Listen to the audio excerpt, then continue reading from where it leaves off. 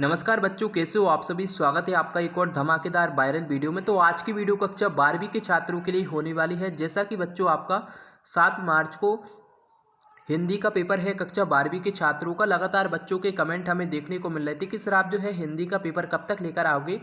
तो फाइनली आज के इस वीडियो में हम आपको पूरा का पूरा रियल पेपर लेकर आ चुके हैं। आप यहाँ पर देख सकते हैं। पहला प्रश्न आपसे पूछा गया है, रामचरितमानस के रचनाकार हैं कबीरदास, रसखान, तुलसीदास या फिर बिहारी। तो कौन है? तुलसीदास हैं। ये आपका सही उत्तर हो जाएगा। इसके बाद में रसात्मक वाक्य काव्यम अर्थात रसयुक्त वाक्य ही काव्य हैं, ये कथन कहा है पंडित जगन्नाथ, आचार्य केशव, आचार्य रामचंद्र शुक्ल या फिर आचार्य विश्वनाथ। तो किसने कहा था? आचार्य विश्वनाथ ने कहा था। इसके बाद में पाठ्य पुस्तक आरोह का पाठ भक्तिन संकलित है स्मृति की रेखाएं में, रेत की रेखाएं में या फिर रेखाएं में।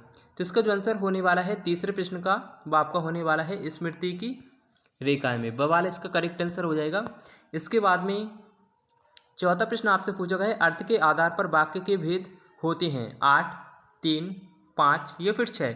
तो कितने होते हैं? 8 होते हैं। इसके बाद में सिल्वर वेडिंग के नायक यशोधर बाबू का विवाह हुआ था 26 जनवरी 1947, 6 फरवरी 1947, 6 फरवरी 1948 या फिर 6 फरवरी 1950। तो कब हुआ था बच्चों? इसका जो आंसर है वो आपका होने वाला है 6 फरवरी 1947। वाला इसका राइट आंसर हो जाएगा। इसके बाद में टीवी पर प्रसारित खबरों में सबसे महत्वपूर्ण है नेट, वाइट, विजुअल या फिर ये सभी। तो इसका जो आंसर है वो आपका होने वाला है ये सभी।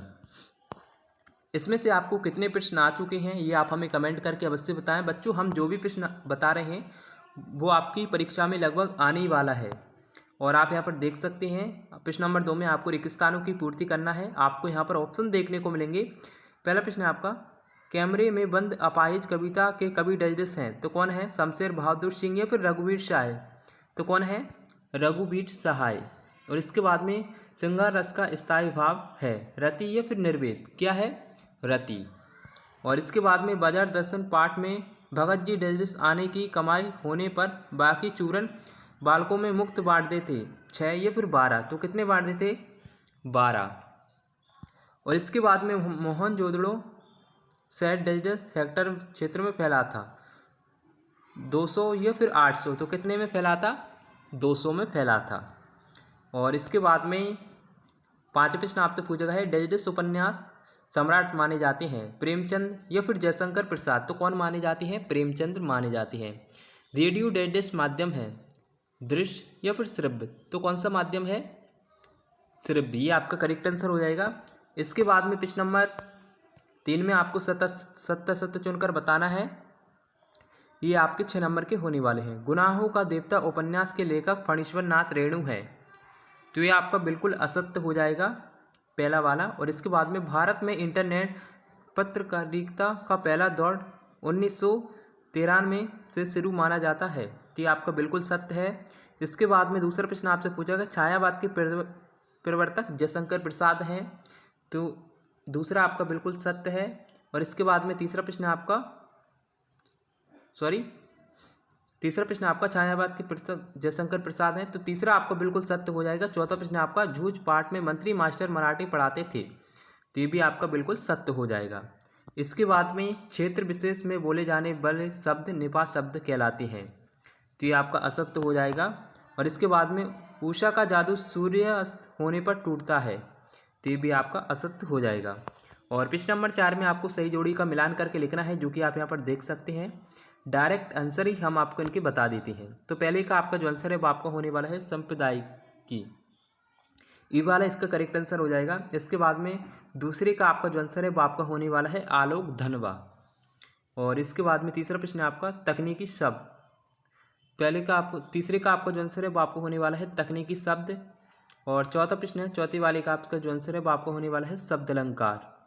ये आपका करेक्ट आंसर हो जाएगा। इसके बाद में 5वें प्रश्न आपसे पूछा गया है, 5वें का आपका जो आंसर है वो आपको होने वाला है 3। और 6वां प्रश्न आपका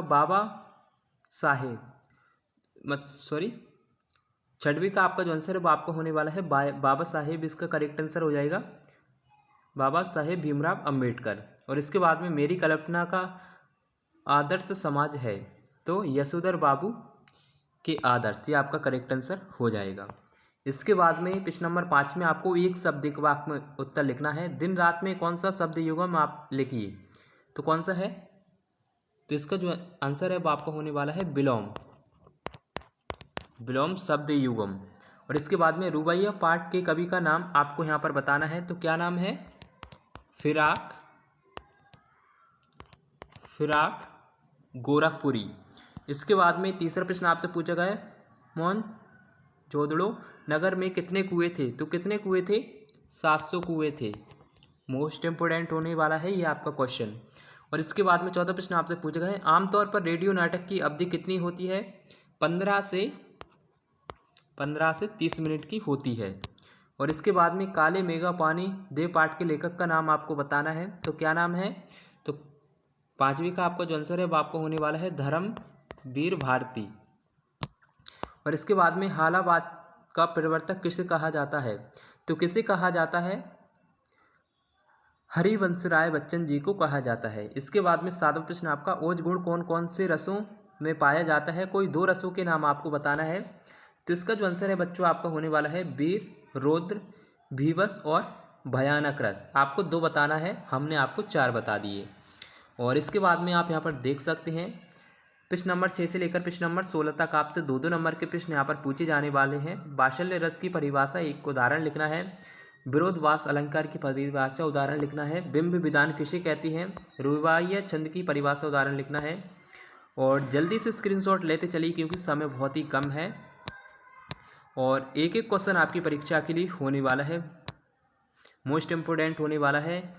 और साथ इस वीडियो को आप अपने दोस्तों के साथ ज़रूर शेयर करें, वो भी जो है हिंदी के पेपर की अच्छे से तैयारी कर सकेंगे। तो बच्चों आपको वीडियो कैसी लगी आप हमें कमेंट करके अवश्य बताएं। मिलते हैं एक और ऐसी इंटरेस्टिंग वीडियो के साथ। थैंक्स फॉर वॉचिंग, धन्यवाद।